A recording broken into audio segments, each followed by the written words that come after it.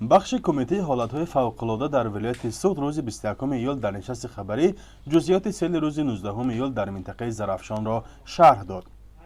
همچنین نام و نسب اکثر کشته شدگان این حادثه معین و شمار قربانیان را یک عدد بیشتر از چیزی که اعلام شد نامید.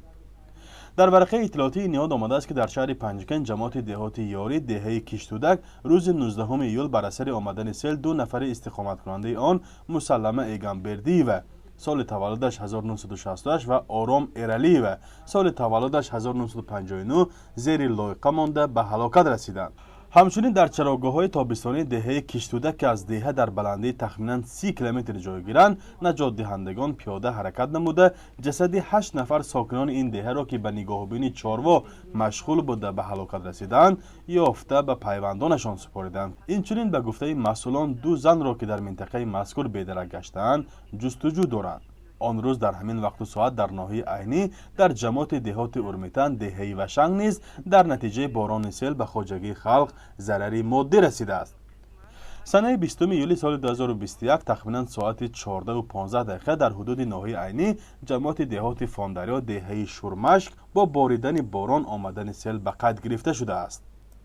در نتیجه فرآمدن سیل خانه‌های استقامتی، راه ماشینگذار و پل‌ها خراب گردیدند.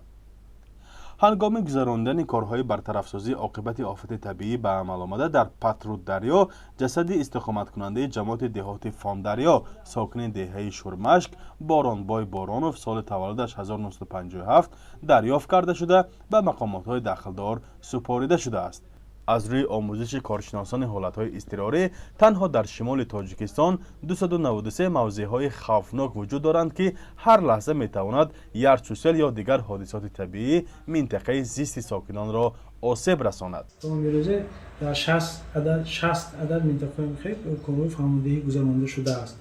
از لحاظ منطقه‌های آسیب پذیر در شهر ناحیه‌های ما اساساً این ناحیه‌های اشت چخیلی که ما می‌دانیم شهر اسفره، ناحیه دیوشتیچ، ناحیه جبار رسول، سپیتامین، وادی سرافشان همشون از منطقه از جهت فرآمدن سیل و آمدن ترمیم منطقه آسیب پذیر میباشند. در نیمه اول سال 2021 در ولایت سوخت 331 حالت فوق‌العاده ثبت گردیده است که در آنها 67 نفر به هلاکت رسیدند. مبلغ زیان آن تقریباً 22 میلیون سومانی معادل نزدیک به 2 میلیون دلار آمریکایی حساب شده است. فرزان محمدی، رادیو آزادی، شهر خوجند.